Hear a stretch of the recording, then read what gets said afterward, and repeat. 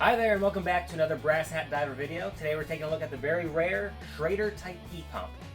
The catalogs tell us that this pump was particularly adapted for waterworks, examining ships' bottoms, repairing dams, laying pipes, dock and breakwater building, marine railways, and so much more. Now the pump and box together weigh 175 pounds. In 1911, the pump alone cost $75, and for additional $12.50, you could have added a box. In 1935, the total price of everything rose to $125. Now, it's unclear when Schrader first started producing this style of pump, but based on the serial number and the tag on the box, we can get a rough date around 1905 when the company first became incorporated. One of the earliest mentions I have of this pump is a copy of the updated box drawings dated 1911, which also shows the next style of tag that Schrader used on these pumps. The earliest catalog I have showing this pump is from 1911, and by 1950 this pump was discontinued and replaced with the number 17 pump. The catalog also shows the alternate handle style that could have been ordered with the pump. Pictures of these pumps in action are rarely seen, but every once in a while I do come across them.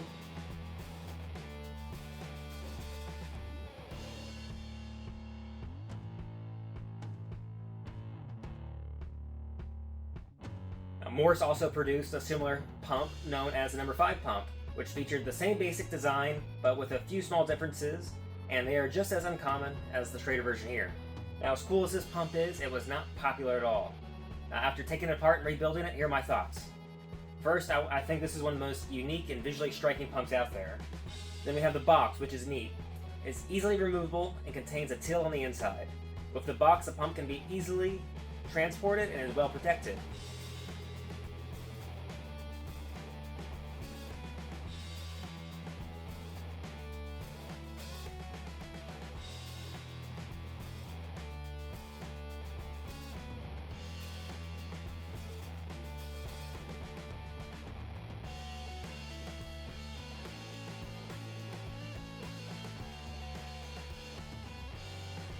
Now, the actual build of this pump is very unique. You can see all the personality of the people who built and machined all the parts.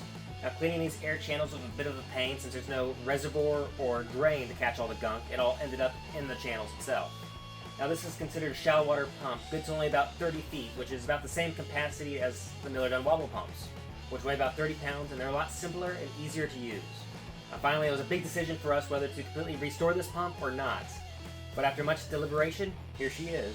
We decided to keep the original color scheme, which is red. We cleaned up the brass a little bit, and I personally think it turned out sharp. But let me know what you think down in the comments below. Here is our Schrader Type E pump out of the box for the first time in who knows how many decades. Still covered with all the original dirt, dust, and grime. A few things that have caught my attention so far is our serial number right down here, number 227, which dates this to roughly around 1900 or so. And here is the handprint of probably the last guy who ever worked on this pump. So let's start taking it apart.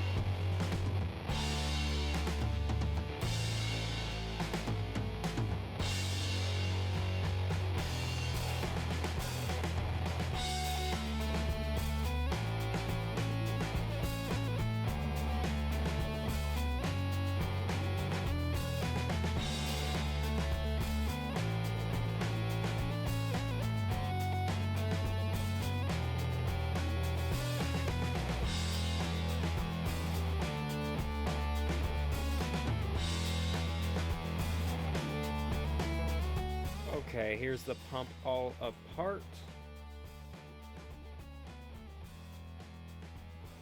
And all cleaned up. I was hoping to see more markings on the pump itself. The only thing I've seen so far is number 3 and 4 on the base plate here. Then on the base of the cylinders, got 4 and 3 to match up. Should be easy enough to remember. Here's the pump all cleaned up and repainted. The original color of this pump was red, so we decided to keep it red. It was a tough decision for us to decide whether to repaint or not, but I am happy with the way it turned out.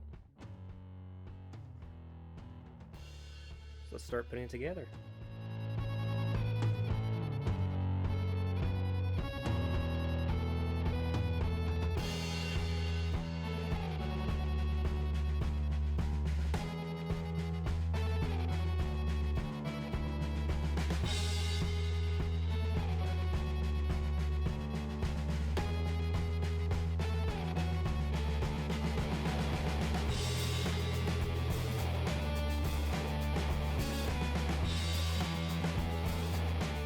So how does this work?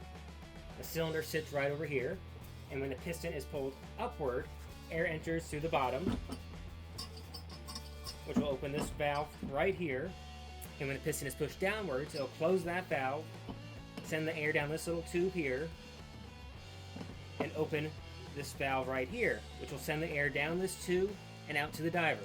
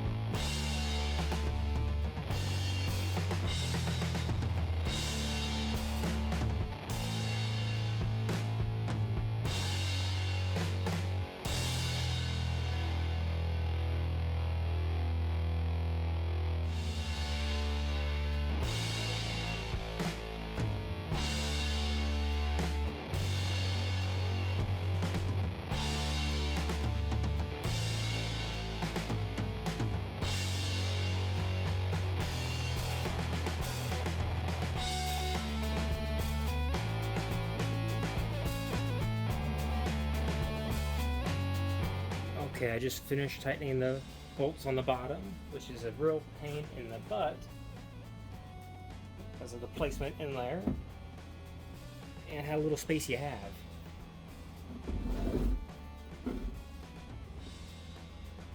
So let's keep going.